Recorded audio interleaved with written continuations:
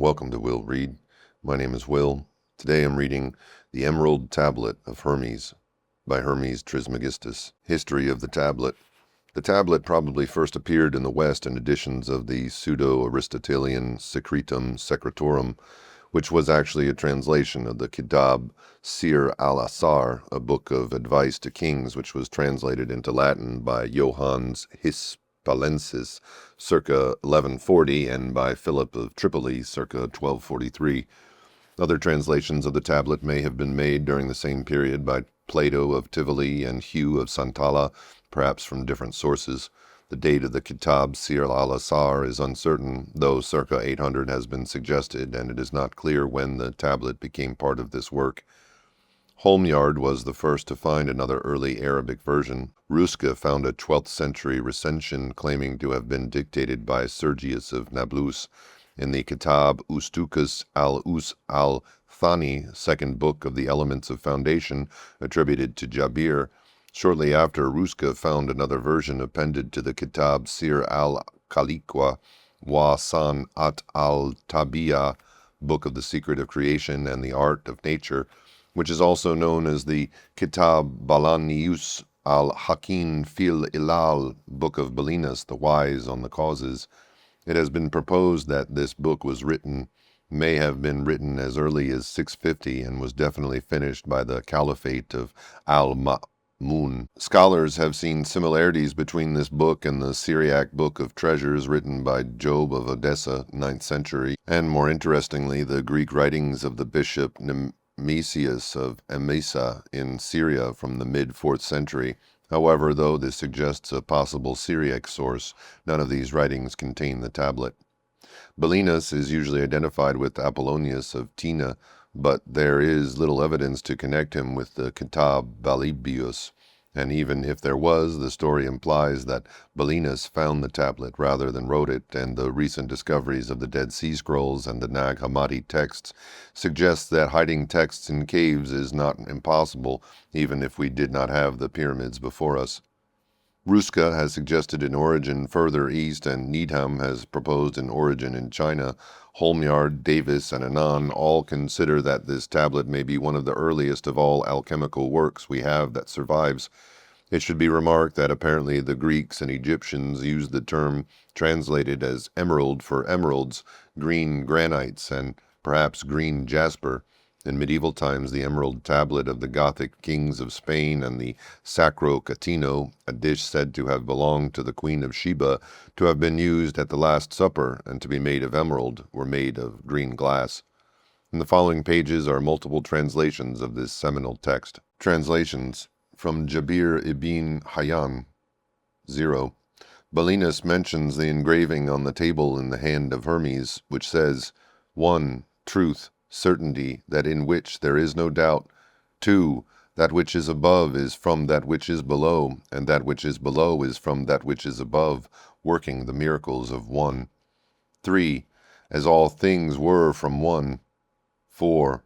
Its father is the sun, and its mother the moon. 5. The earth carried it in her belly, and the wind nourished it in her belly. 7. As earth which shall become fire.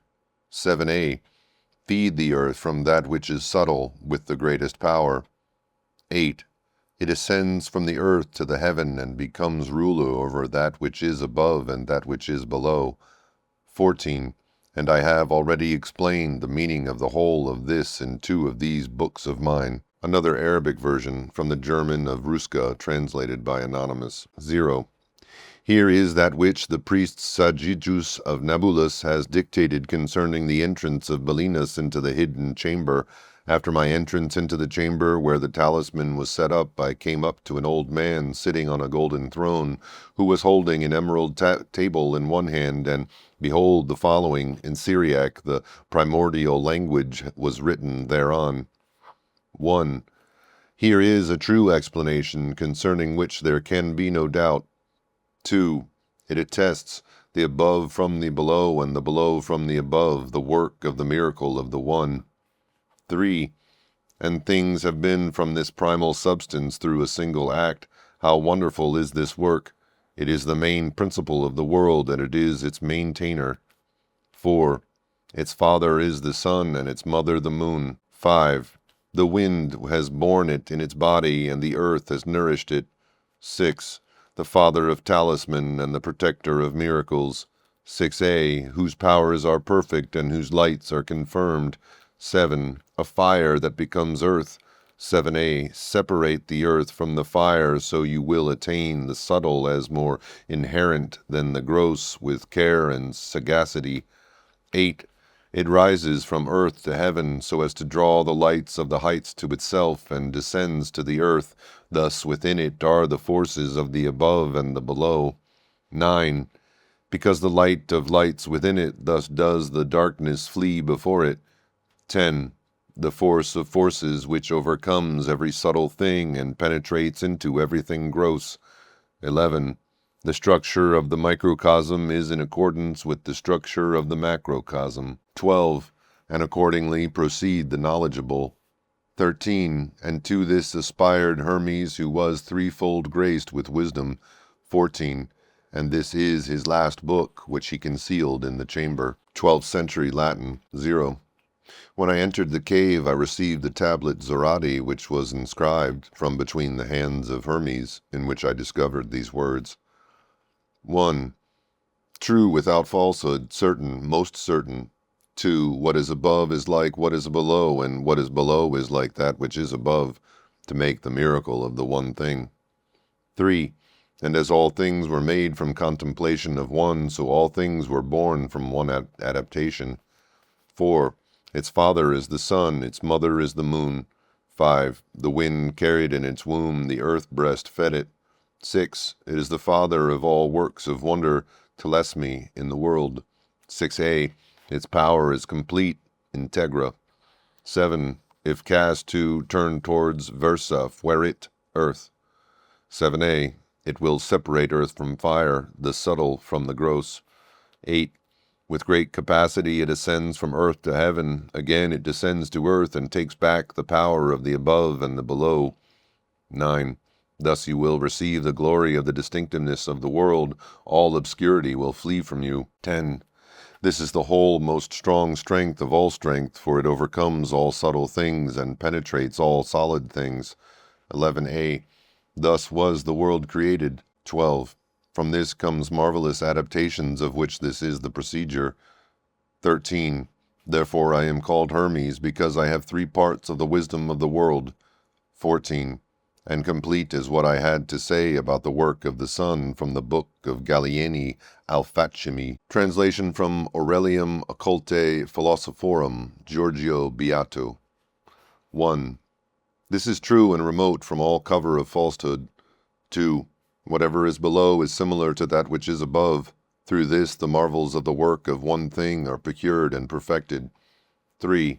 Also, as all things are made from one by the consideration of one, so all things were made from this one by conjunction.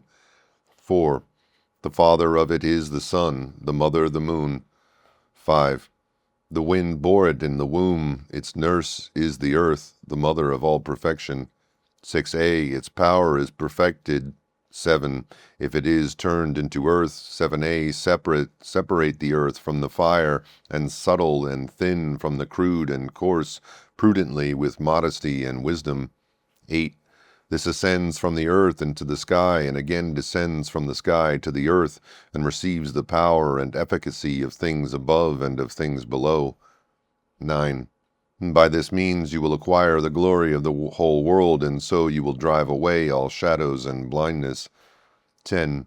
For this by its fortitude snatches the palm from all other fortitude and power, for it is able to penetrate and subdue everything subtle and everything crude and hard. 11a.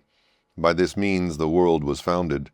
12. And hence the marvelous conjunctions of it and admirable effects, since this is the way by which these marvels may be brought about. 13. And because of this they have called me Hermes Trismegistus, since I have the 3 parts of the wisdom and philosophy of the whole universe. 14. My speech is finished which I have spoken concerning the solar work. Translation of Isaac Newton, circa 1680. 1. 'Tis true without lying, certain and most true. 2. That which is below is like that which is above, and that which is above is like ye which is below, to do ye miracles of one only thing. 3. And as all things have been and arose from one by ye mediation of one, so all things have their birth from this one thing by adaptation. 4. The sun is its father, the moon its mother. 5. The wind hath carried it in its belly, the earth its nurse. 6. The father of all perfection in ye whole world is here. 7. Its force or power is entire if it be converted into earth. 7a. Separate thou ye earth from ye fire, ye subtle from the gross, sweetly with great industry. 8. It ascends from ye earth to ye heaven, and again it ascends to ye earth, and receives ye force of things superior and inferior. 9. By this means you shall have ye glory of ye world, and thereby all obscurity shall fly from you. 10. Its force is above all force, for it vanquishes every subtle thing and penetrates every solid thing. 11a. So was ye world created. 12.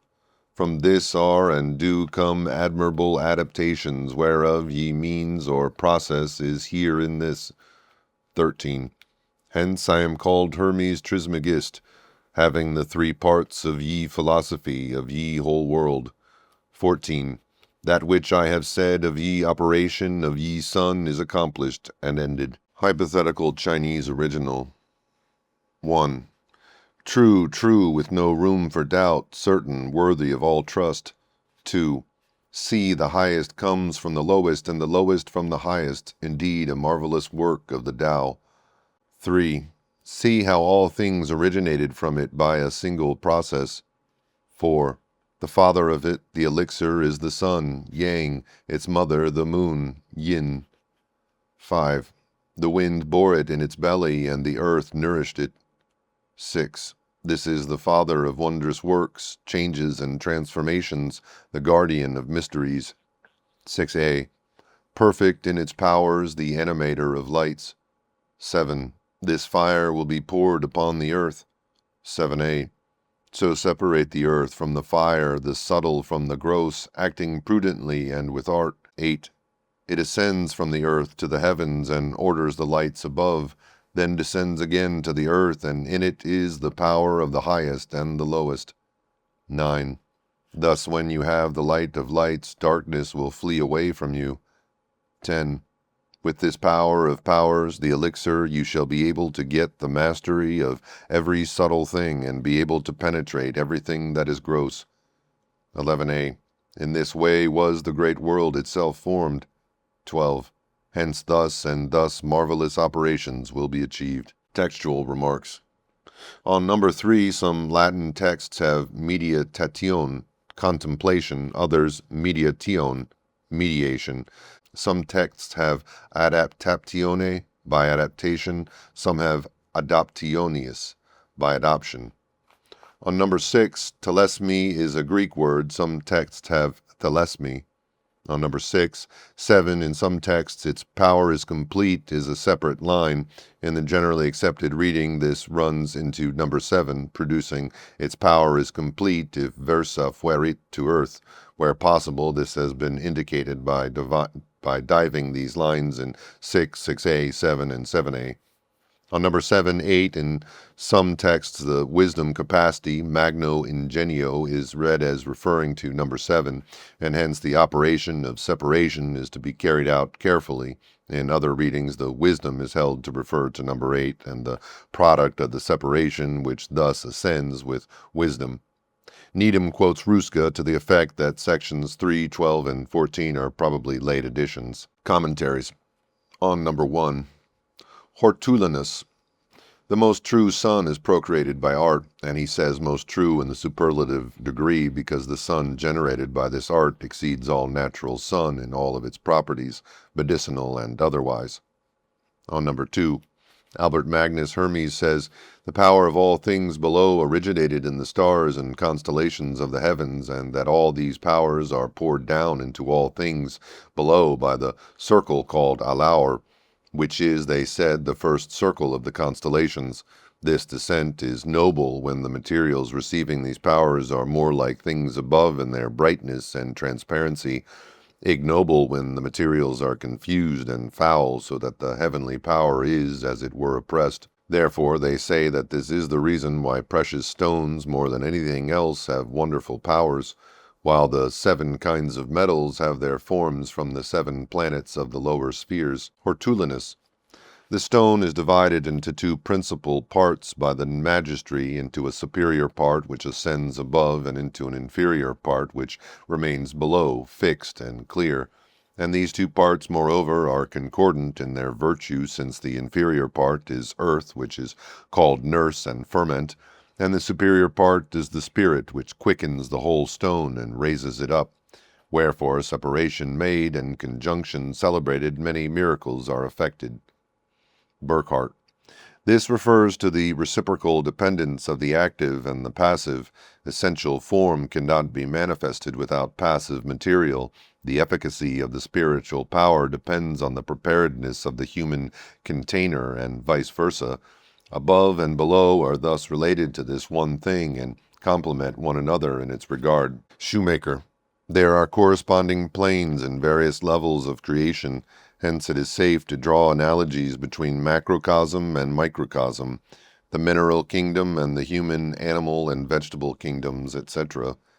Needham. The whole affirmation looks remarkably like the doctrine that extreme of yang generates yin, and vice versa. Hortulanus. Our stone, which was created by God, was born and came forth from a confused mass, containing in itself all the elements, and hence our stone was born by this single miracle. Trithemius. Is it not true that all things flow from one thing, from the goodness of the one, and that whatever is joined to unity cannot be diverse, but rather fructifies by means of the simplicity and adaptability of the one? What is born from unity, it is not the ternary? Take note, unity is unmixed, the binary is compounded, and the ternary is reduced to the simplicity of unity. I, Trithemius, am not of 3 minds, but persist in a single integrated mind, taking pleasure in the ternary, which gives birth to a marvelous offspring. Burckhardt. The undivided, invisible light of the unconditioned one is refracted into multiplicity by the prism of the spirit. As the spirit contemplates the unity without full comprehension, it manifests the many-sided, all just as a lens transmits the light it receives as a bundle of rays. Shoemaker. As God is one, all created objects come from one thing, and undifferentiated primal matter. On number 4. Hortulanus. As one animal naturally generates more animals similar to itself, so the sun artificially generates sun by the power of multiplication of the stone. In this artificial generation, it is necessary that the sun have a suitable receptacle consonant with itself for its sperm and its tincture, and this is the luna of the philosophers. Redgrove. Sun and moon probably stand for spirit and matter respectively, not gold and silver. Burckhardt. Sun is the spirit, nous, while the moon is the soul, psyche. Shoemaker. If the moon is associated with water, as because of its moisture, as was usual, and the sun with fire, the prima materia is understood to have been generated by fire, born of water, brought down from the sky by wind, and nourished by earth. On number 5. Albertus Magnus by this Hermes means the levigatio, making light weight of the material, raising it to the properties of air, and why he says the wind carries the material of the stone in its belly is that when the material is placed in an alembic, which is a vessel made like those in which rosewater is prepared, then by evaporation it is rendered subtle and is raised towards the properties of air, and there distills and issues from the mouth of the alembic a watery or oily liquor with all the powers of the elements. In metals the moisture is not separated from the dryness, but is dissolved in it, and being so dissolved it moves about there as if it had been swallowed by the earth and were moving about in its bowels. And on this account Hermes said, the mother of metal is earth that carries it in her belly. Hortulanus.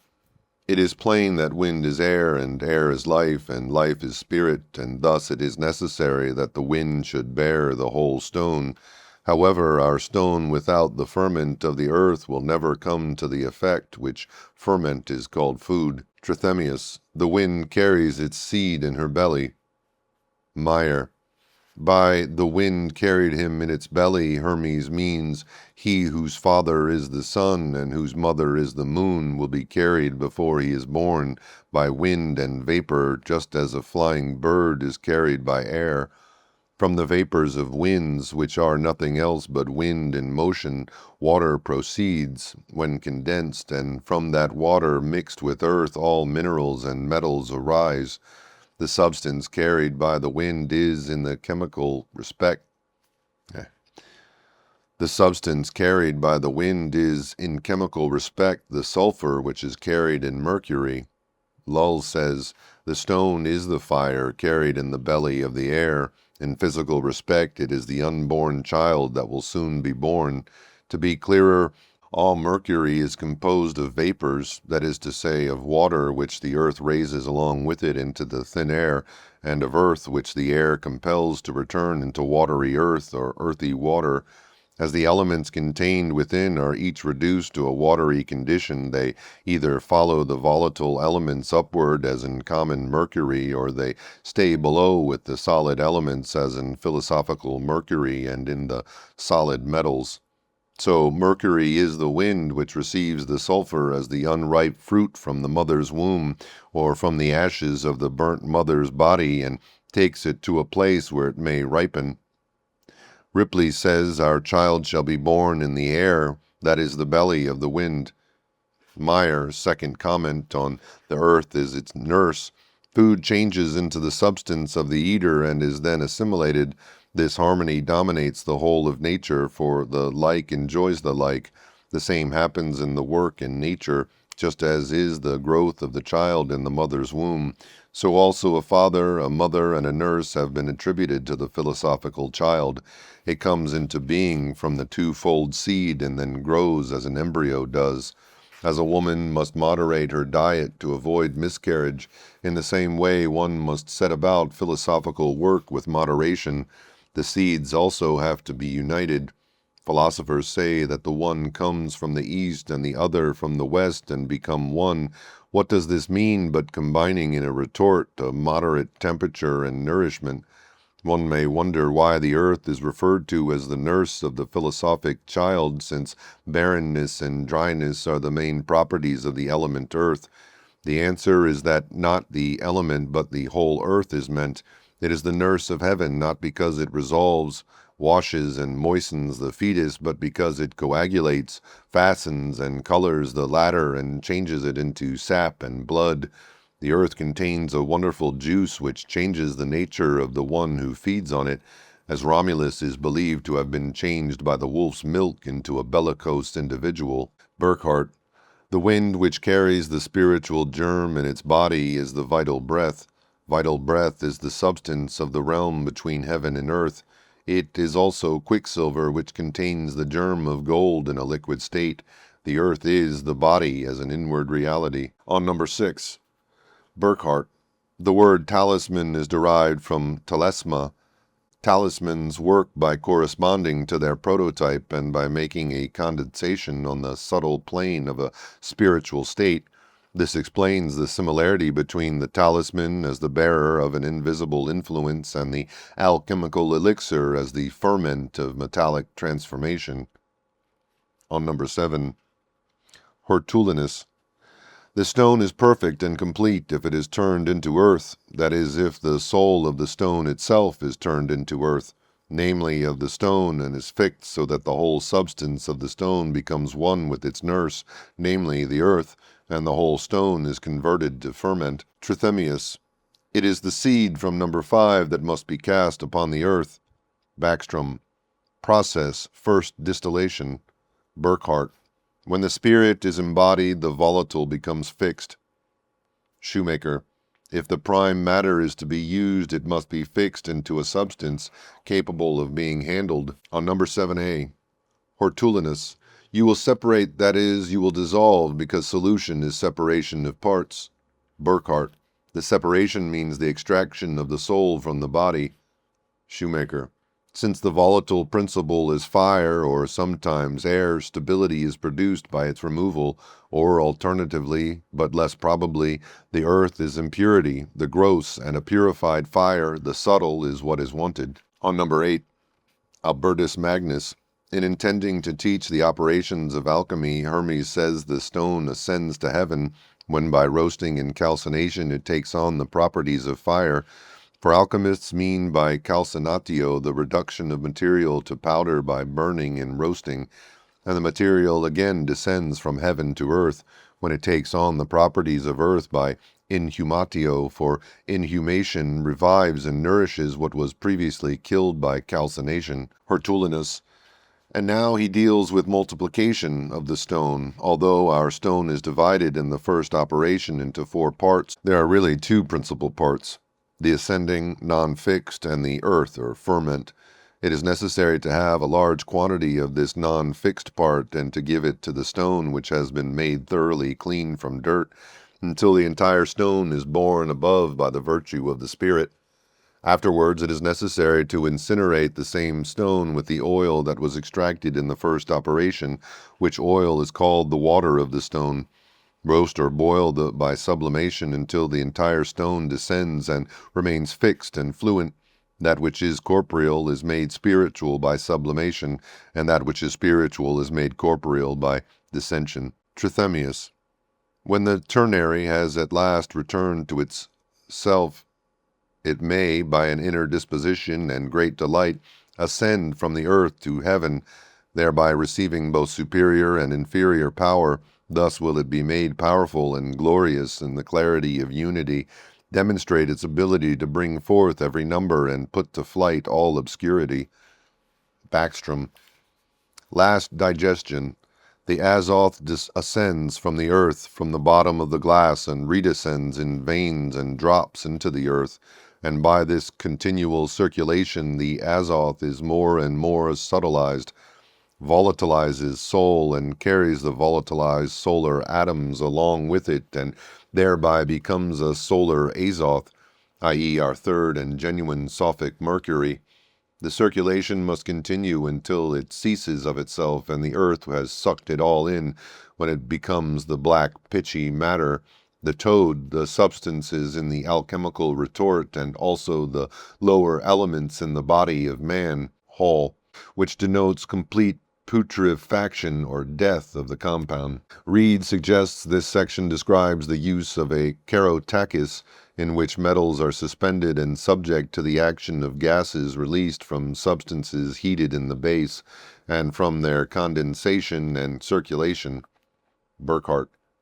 Dissolution of consciousness from all formal coagulations is followed by the crystallization of the spirit, so that active and passive are perfectly united.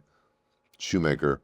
Separate the volatile part of the substance by vaporization, but continue heating until the vapor reunites with the parent body, whereupon you will have obtained the stone. On number 9. Trithemius.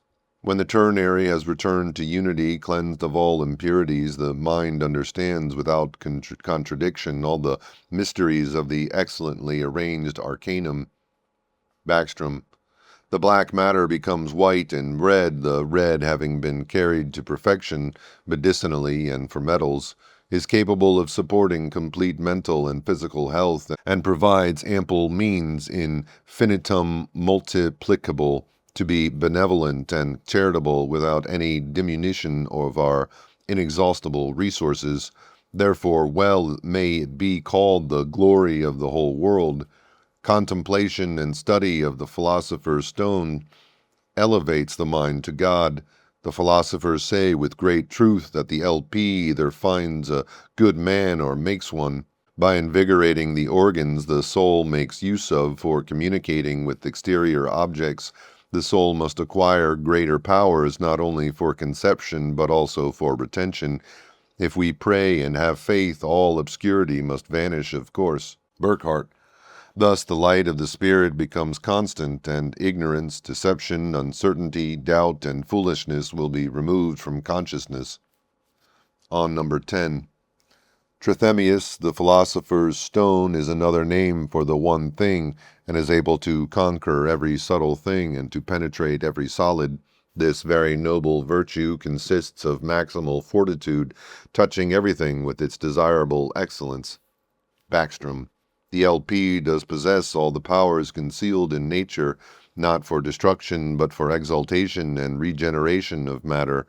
In the three departments of nature, it refixes the most subtle oxygen into its own fiery nature. The power increases in a tenfold ratio at every multiplication, so it can penetrate gold and silver and fix mercury, crystals and glass fluxes. Burckhardt. Alchemical fixation is nevertheless more inward. Through its union with the spirit bodily, consciousness itself becomes a fine and penetrating power. He quotes Jabir, the body becomes a spirit and takes on fineness, lightness, extensibility, coloration. The spirit becomes a body and acquires the latter's resistance to fire, immobility, and duration. From both bodies a light substance is born, which precisely takes up a middle position between the two extremes. Shoemaker. The product of the distillation and reunion will dominate less solid substances, but because of its own subtlety it will penetrate and hence dominate other solid things less pure and quasi-spiritual than itself. On number 11. Burckhardt. The little world is created according to the prototype of the great world, when the human realizes their original nature is the image of God. Shoemaker. The alchemical operation is a paradigm of the creative process. We may note the sexual overtones of what has preceded. On number 12. Burckhardt. In the Arabic text, this way is traversed by the sages. On number 13. Hertulinus. He here teaches in an occult manner the things from which the stone is made. The stone is called perfect because it has in itself the nature of minerals, of vegetables, and of animals. For the stone is three and one, triple and single, having four natures and three colors, namely black, white, and red. It is also called the grain of corn, because unless it shall have died, it remains itself alone, and if it shall have died, it bears much fruit when it is in conjunction. Newton. On account of this art, Mercurius is called thrice greatest, having three parts of the philosophy of the whole world, since he signifies the Mercury of the philosophers, and has dominion in the mineral kingdom, the vegetable kingdom, and the animal kingdom. Backstrom. The wisdom of the world is hidden in the chirum and its use. Hermes signifies a serpent, and the serpent used to be an emblem of knowledge or wisdom. Burckhardt. The three parts of wisdom correspond to the three great divisions of the universe, namely the spiritual, psychic, and corporeal realms, whose symbols are heaven, air, and earth. Shoemaker. The usual explanation of Trismegistus is that Hermes was the greatest philosopher, the greatest priest, and the greatest king. General. Trithemius. Our philosophy is celestial, not worldly, in order that we may faithfully behold by means of a direct intuition of the mind through faith and knowledge that principle which we call God. Trithemius. Study generates knowledge, knowledge prepares love, love similarity, similarity communion, communion virtue, virtue dignity, dignity power, and power performs the miracle. Newton. Inferior and superior, fixed and volatile, sulfur and quicksilver have a similar nature and are one thing, like man and wife, for they differ from one another only by degree of digestion and maturity. Sulfur is mature quicksilver, and quicksilver is immature sulfur, and on account of this affinity they unite like male and female, and they act on each other, and through that action they are mutually transmuted into each other, and procreate a more noble offspring to accomplish the miracles of this one thing. And just as all things were created from one chaos by the design of one God, so in our art all things are born from this one thing, which is our chaos, by the design of the artificer, and the skillful adaptation of things, and the generation of this is similar to the human, truly from a father and mother. Blavatsky. The mysterious thing is the universal magical agent, the astral light, which in the correlations of its forces furnishes the alkahest, the philosopher's stone, and the elixir of life. Hermetic philosophy names it Azoth, the soul of the world, the celestial virgin, the great Magnus, etc. It appears to be that which gives organization the maze of force correlations and form, i.e., the perfect geometry of snowflakes. Sherwood Taylor. The operation of the sun was carried out by a spirit, universal, the source of all things, having the power of perfecting them. Its virtue is integral, i.e., having the power to convert the diverse into a single substance. If it be turned into earth, i.e., solidified, this conveyed that the stone was to be a solidified pneuma. Pneuma was the link between earth and heaven, having the virtue of the celestial and subterranean regions, the power of the whole cosmos from the fixed stars to the center of the earth. It overcomes every nature and penetrates every solid. It is the source of the whole world, and so it can be the means of changing things in a wonderful way. The three parts of the philosophy of the whole world are presumably of the celestial, terrestrial, and subterranean regions. Shah. The table is the same as the Sufi dictum.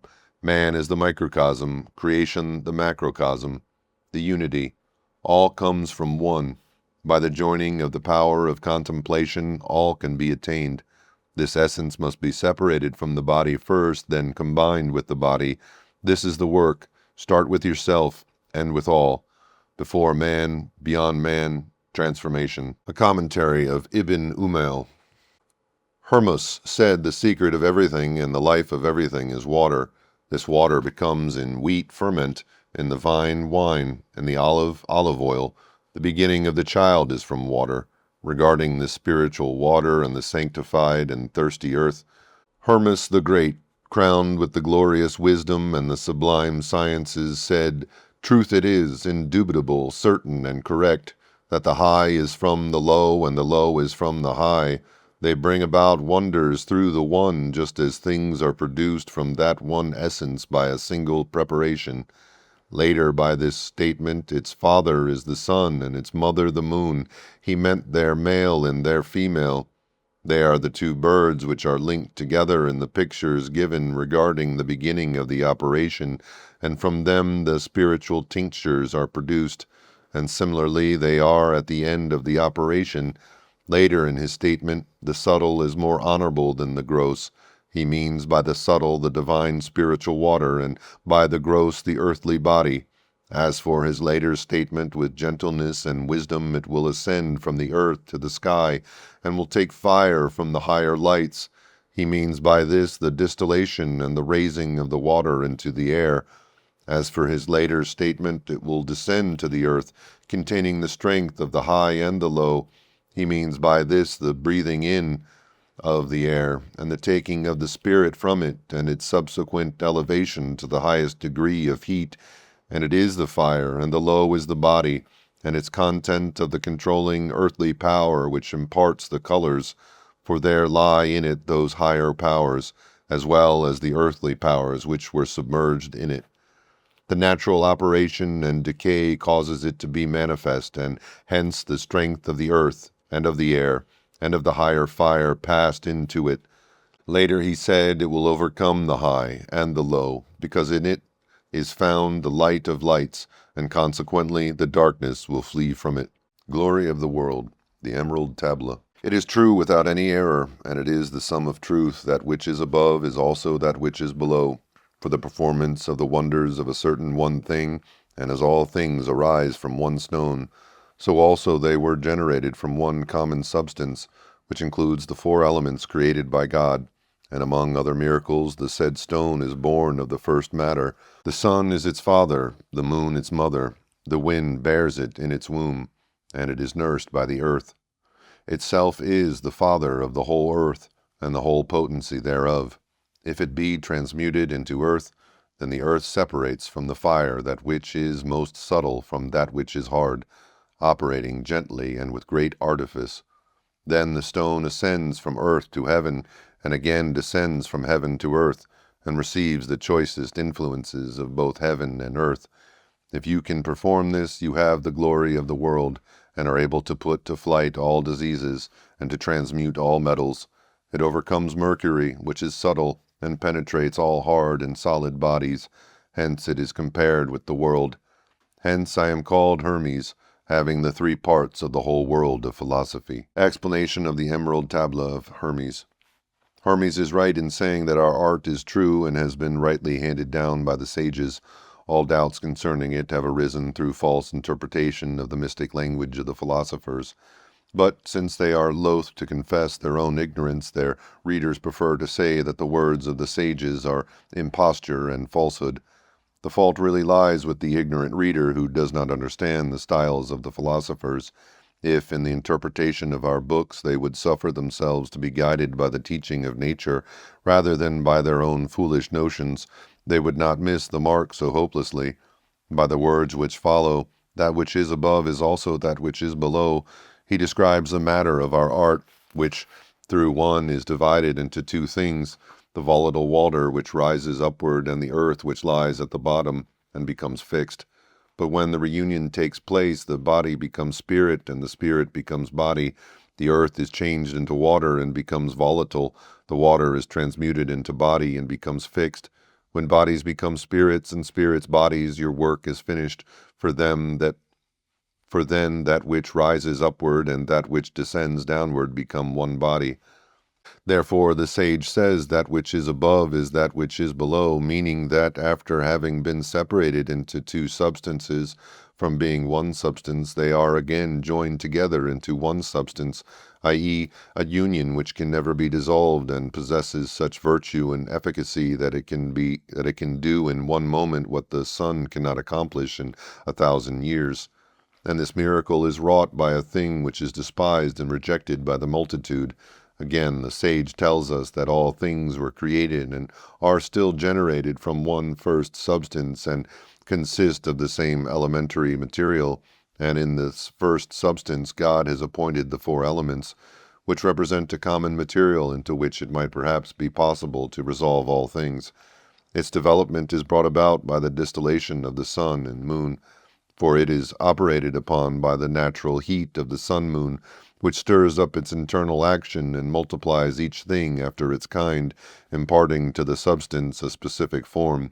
The sole or nutritive principle is the earth, which receives the rays of the sun and moon, and therewith feeds her children as with mother's milk.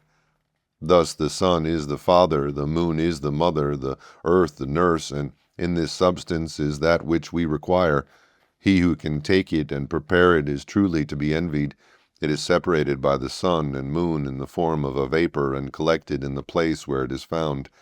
When Hermes adds that the air bears it in its womb, the earth is its nurse, the whole world its father, he means that when the substance of our stone is dissolved, then the wind bears it in its womb, i.e., the air bears up the substance in the form of water, in which is hid fire, the soul of the stone, and fire is the father of the whole world. Thus the volatile substance rises upward, while that which remains at the bottom is the whole world, seeing that our art is compared to a small world. Hence Hermes calls fire the father of the whole world, because it is the son of our art, and air, moon, and water ascends from it. The earth is the nurse of the stone, i.e., when the earth receives the rays of the sun and moon, a new body is born, like a new fetus in the mother's womb. The earth receives and digests the light of sun and moon, and imparts food to its fetus day by day, till it becomes great and strong, and puts off its blackness and defilement, and is changed to a different color. This child, which is called our daughter, represents our stone, which is born anew of the sun and moon, as you may easily see. When the spirit or the water that ascended is gradually transmuted into the body, and the body is born anew, and grows and increases in size like the fetus in the mother's womb. Thus the stone is generated from the first substance, which contains the four elements. It is brought forth by two things, the body and the spirit. The wind bears it in its womb, for it carries the stone upward from earth to heaven, and down again from heaven to earth. Thus the stone receives increase from above and from below. and is born a second time, just as every other fetus is generated in the maternal womb, as all created things bring forth their young, even so does the air or wind bring forth our stone. When Hermes adds, its power or virtue is entire when it is transmuted into earth, he means that when the spirit is transmuted into the body, it receives its full strength and virtue, for as yet the spirit is volatile and not fixed or permanent. If it is to be fixed, we must proceed as the baker does in baking bread. We must impart only a little of the spirit to the body at a time, just as the baker only puts a little leaven to his meal, and with it leavens the whole lump. The spirit, which is our leaven, is like fashion, transmutes the whole body into its own substance. Therefore the body must be leavened again and again until the whole lump is thoroughly pervaded and with the power of the leaven. In our art the body leavens the spirit and transmutes it into one body, and the spirit leavens the body and transmutes it into one spirit, and the two, when they have become one, receive power to leaven all things into which they are injected with their own virtue. The sage continues, if you gently separate the earth from the water, the subtle from the hard, the stone ascends from earth to heaven, and again descends from heaven to earth, and receives its virtue from above and from below. By this process you obtain the glory and brightness of the whole world.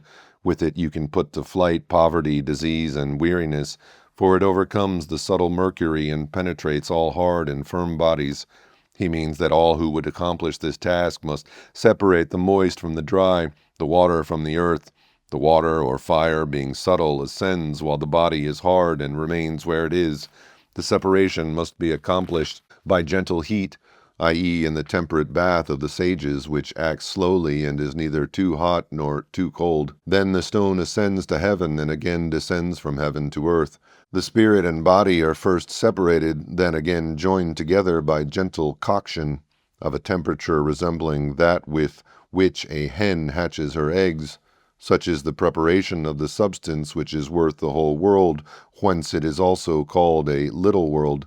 The possession of the stone will yield you the greatest delight and unspeakably precious comfort. It will also set forth to you in a typical form the creation of the world.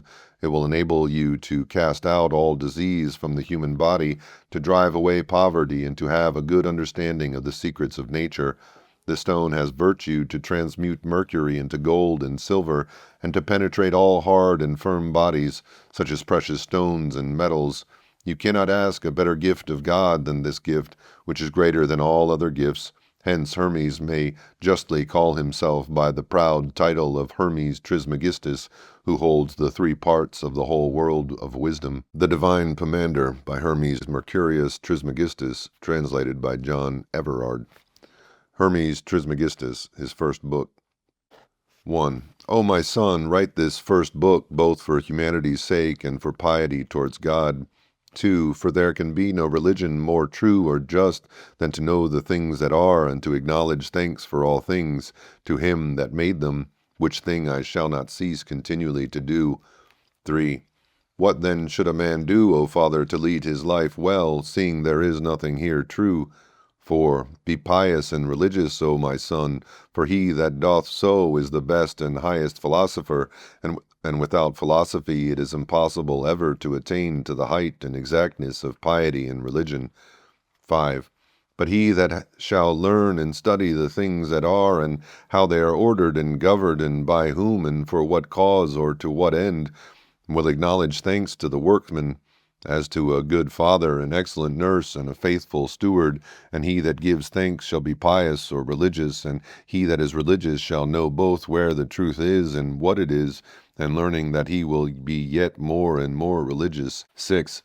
For never, O my son, shall or can that soul which while it is in the body lightens and lifts up itself to know and comprehend that which is good and true, slide back to the contrary. For it is infinitely enamored thereof, and forgetteth all evils, and when it hath learned and known its father and progenitor, it can no more apostatize or depart from that good. 7. And let this, O son, be the end of religion and piety, whereunto thou art once arrived, thou shalt both live well and die blessedly, whilst thy soul is not ignorant whither it must return and fly back again. 8. For this only, O son, is the way to truth, which our progenitors travelled in, and by which making their journey they at length attained to the good. It is a venerable way and plain, but hard and difficult for the soul to go in that is in the body. 9. For first must it war against its own self, and after much strife and dissension it must be overcome of the part, for the contention is of one against two, whilst it flies away, and they strive to hold and detain it. 10. But the victory of both is not like, for the one hasteth to that which is good, but the other is a neighbor to the things that are evil, and that which is good desireth to be set at liberty, but the things that are evil love bondage and slavery. 11. And if the two parts be overcome, they become quiet, and are content to accept of it as their ruler. But if the one be overcome of the two, it is by them led and carried to be punished by its being and continuance here. 12. This is, O son, the guide in the way that leads thither, for thou must first forsake the body before thy end, and get the victory in this contention and strifeful life, and when thou hast overcome, return. 13. But now, O my son, I will by heads run through the things that are. Understand thou what I say, and remember what thou hearest. 14. All things that are moved, only that which is not is immovable. 15. Every body is changeable. 16. Not every body is dissolvable. 17. Some bodies are dissolvable. 18. Every living being is not mortal. 19. Not every living thing is immortal. 20. That which may be dissolved is also corruptible. 21. That which abides always is unchangeable. 22. That which is unchangeable is eternal. 23. That which is always made is always corrupted. 24. That which is made but once is never corrupted, neither becomes any other thing. 25. Firstly, God. Secondly, the world. Thirdly, man. 26. The world for man, man for God. 27. Of the soul. That part which is sensible is mortal, but that part which is reasonable is immortal. 28. Every essence is immortal. 29. 29. Every essence is unchangeable. 30. Everything that is doable. 31. None of the things that are stand still. 32. Not all things are moved by a soul, but everything that is moved by a soul. 33. Everything that suffers is sensible. Everything that is sensible suffereth. 34. Everything that is sad rejoiceth also, and is a mortal living creature. 35. Not everything that joyeth is also sad, but is an eternal living thing. 36. Not every body is sick, every body that is sick is dissolvable. 37. The mind is God. 38. Reasoning or disputing or discouraging in man. 39. Reason in the mind. 40. The mind is void of suffering. 41. No thing in a body true. 42. All that is incorporeal is void of lying. 43. Everything that is made is corruptible.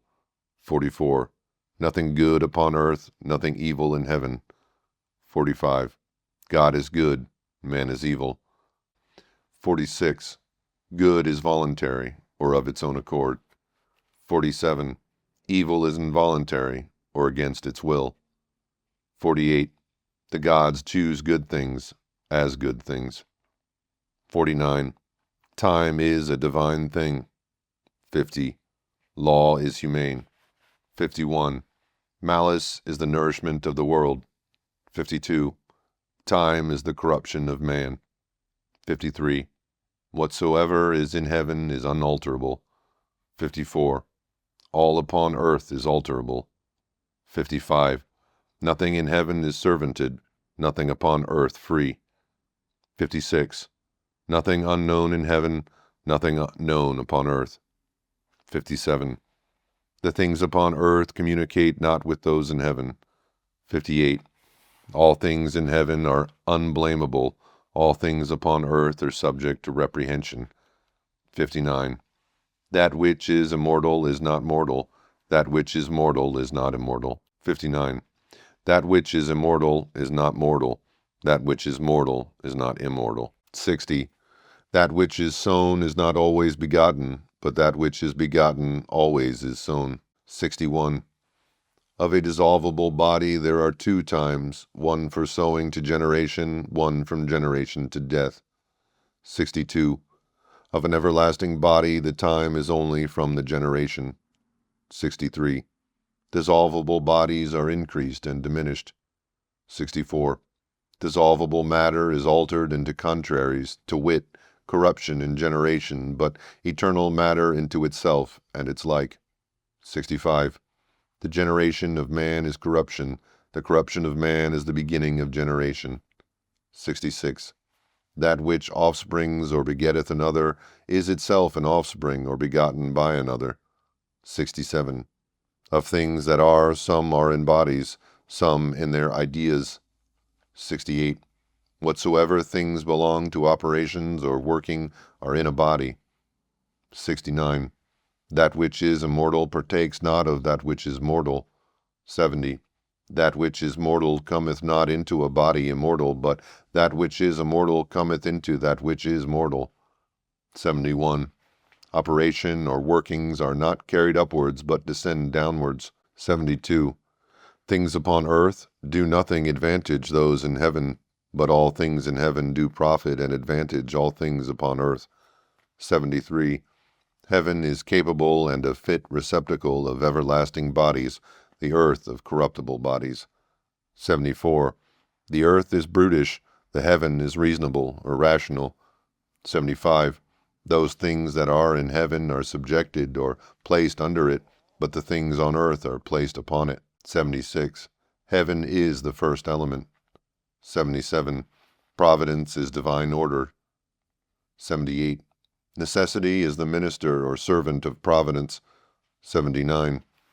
Fortune is the carriage or effect that which is without order, the idol of operation, a lying fantasy or opinion. 80. What is God? The immutable or unalterable good. 81. What is man?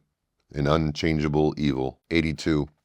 If thou perfectly remember these heads, thou canst not forget those things which in more words I have largely expounded unto thee, for these are the contents or abridgment of them.